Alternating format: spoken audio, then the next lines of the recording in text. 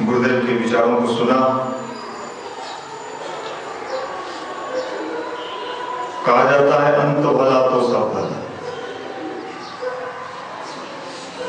भगवान क्या करता है, वो किसी को माध्यम बना के दूसरे के जीवन में अच्छे विचार को देता है। विचार एक बीज के रूप में है। बीज थोड़ा ही होता है, लेकिन अगर उसे खेत में छिड़क दिया जाए तो थोड़ा सा ही बीज कई गुना रिटर्न करता है किसान को। उसने अगर 10 किलो बीज बोया है, क्विंटल के हिसाब से उसे मिलता है। अच्छा विचार वही है। अच्छे विचार को हमने इसको सेट करके बैठ जाइए आप, आगे से बैठ जाइए। अच्छे विचार जो है वही बीज है, आप कह सकते हैं हाइब्रिड, उच्च कोटि का बीज। तो आपको ये मिला 5 दिन तक, आज अंतिम दिन है।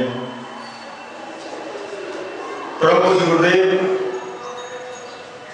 हमेशा ये बात कहते थे कि बेटा आने वाला समय जो है वो विज्ञान का युग होगा। लोग हर चीज को तर्क, तथ्य और प्रमाण, तीनों चीज खोजेंगे। कोई हमें समझा देगा कि नारद जी आए और ये कहा के चले गए, तो आज का युवा ये बात समझने को तैयार नहीं। अगर आप कहते हो कि इसका लाभ है तो हमें साइंटिफिकली समझाएं कि इसका लाभ कहाँ है, कैसे है, किस विज्ञान से है, तब हम मानेंगे, क्योंकि हम आज के युग के लोग हैं। एक ऐसे ऋषि जिन्होंने इस बात को सबसे पहले समझा कि आने वाले समय में बिना विज्ञान के आधार को लिए हुए अगर कोई व्यक्ति धर्म की बात करता है तो लोग नहीं सुनेंगे। इसलिए प्रभु गुरुदेव एक ऐसे ऋषि हुए जिन्होंने कहा वैज्ञानिक अध्यात्मवाद। उन्होंने कहा विज्ञान जो है बिना अध्यात्म का लंगड़ा है और अध्यात्म जो है बिना विज्ञान का लंगड़ा है। दोनों का सहयोग है। अगर कोई व्यक्ति खूब धार्मिक हो जाए, खूब पूजा पाठ वाला हो जाए, तो भी काम नहीं चलेगा। कोई व्यक्ति अगर सीधे साइंटिफिक वैज्ञानिक आविष्कार के बल पर दुनिया को खुशहाल बनाना चाहे तो भी बात नहीं जमेगा। आज विज्ञान ने सारा चीज दे दिया है आपको, मोबाइल फोन से लेके कंप्यूटर से लेके रॉकेट से लेके तमाम चीज, लेकिन विज्ञान के पास इसका कोई समाधान नहीं है कि हम अच्छा इंसान कैसे बनाएं। डॉक्टर बना सकता है, लेकिन हम अच्छे डॉक्टर बने, दूसरे के दर्द और पीड़ा को समझने वाले डॉक्टर बने, या किडनी काट के बेचने वाले डॉक्टर बने, लूटने वाले डॉक्टर बने, ये विज्ञान के पास कोई उपाय नहीं। आपको इंजीनियर बना सकता है विज्ञान, IIT में आप जा सकते हैं, लेकिन इंजीनियर बन के आप घोटाला नहीं करेंगे, ये विज्ञान के पास कोई उपचार है तो बताइए। विज्ञान यहाँ फेल है। IAS बन सकते हैं हम, लेकिन IAS बन के हम क्रिमिनल मेंटलिटी के नहीं हो जाए और लूटने न लगे पैसा इस राष्ट्र का, ये विज्ञान के पास कोई जवाब नहीं। विज्ञान हमें ऊपर से फिट कर सकता है, लेकिन हमारे अंदर के सोच को विज्ञान ठीक नहीं कर सकता है। कोई कंप्यूटर अभी दुनिया में बना ही नहीं है कि हमारे अंदर के सोच को ठीक करे। कोई टेक्नोलॉजी अभी नहीं विकसित हुआ है जो मनुष्य के भीतर डाल दिया जाए और उसके उल्टे उल्टे सोच को ठीक कर दिया जाए। गुरुदेव ने कहा यहाँ अध्यात्म की आवश्यकता है। विज्ञान अपने जगह ठीक है और अध्यात्म भी अपनी जगह।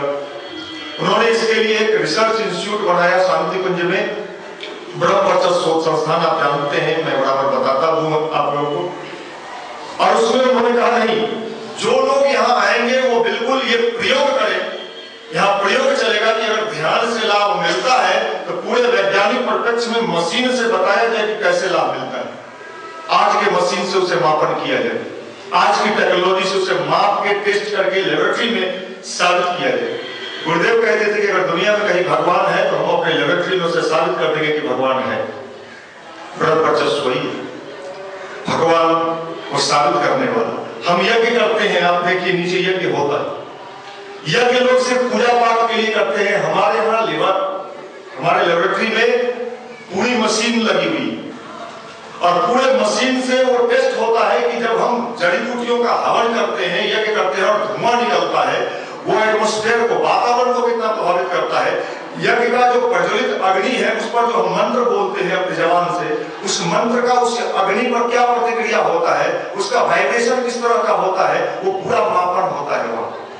और उसका हम पर क्या इफेक्ट पड़ता है, हमारे ऊपर क्या प्रभाव पड़ता है, ये पूरी वैज्ञानिक परिप्रेक्ष्य में वहां रिसर्च लेबोरेटरी में ये सारे चीज टेस्ट होते हैं, रिसर्च होता है। किस चीज के हवन करने से, घी के हवन करने से क्या फायदा है, इसका पूरा रिपोर्ट है। अन्य चीजों के हवन करने से क्या लाभ मिलता है, ये रिपोर्ट है। मंत्र के जप के वाइब्रेशन से हमारे भीतर की सोई हुई चेतना पर क्या प्रभाव पड़ता है, इसका पूरा वैज्ञानिक वहां रिपोर्ट है। हमारा मन कैसे बदलता है, चेंज होता है, हम पहले भी वही थे, लेकिन ध्यान करने से, मंत्र के जप करने से, अच्छे वातावरण में अपने को जोड़ने से हमारे अंदर जो परिवर्तन होता है, ये विज्ञान के रूप में वहां गुरुदेव ने प्रमाणित कराया। आज भी वहां लगातार रिसर्च हो रहा।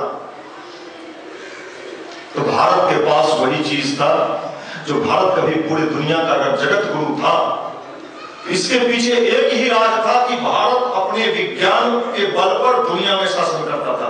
भारत कभी पूजा पाठ के बल पर दुनिया में शासन नहीं करता था, याद रख लीजिएगा, हम आज की वह शक्ति है। भारत कभी दुनिया में कथा कीर्तन के बल पर, श्री राम जय राम के बल पर दुनिया में कभी जगत गुरु नहीं रहा। भारत अगर कभी दुनिया का नेता था, जगत गुरु था, पूरे दुनिया का मार्गदर्शक था, तो अपने साइंस, अपने टेक्नोलॉजी के बल पर था। भारत को फिर से दुनिया का अगर गुरु, महानतम देश बनाना है, तो भारत के विज्ञान को दुनिया के लोगों को बताना होगा। आज आप एक छोटा सा चीज देख लीजिए, भारत का योग, भारत का प्राणायाम। लोग कहते हैं हमें स्वास्थ्य चाहिए, WHO कहता है कि अगर आपको स्वास्थ्य चाहिए तो आपको मेंटल, फिजिकल, स्वास्थ्य का मतलब हम मात्र शरीर से स्वस्थ हो ऐसा नहीं, वो कहता है मेंटल और फिजिकल दोनों रूप से आपको स्वस्थ होना होगा, तब WHO कहता है कि आप स्वस्थ आदमी।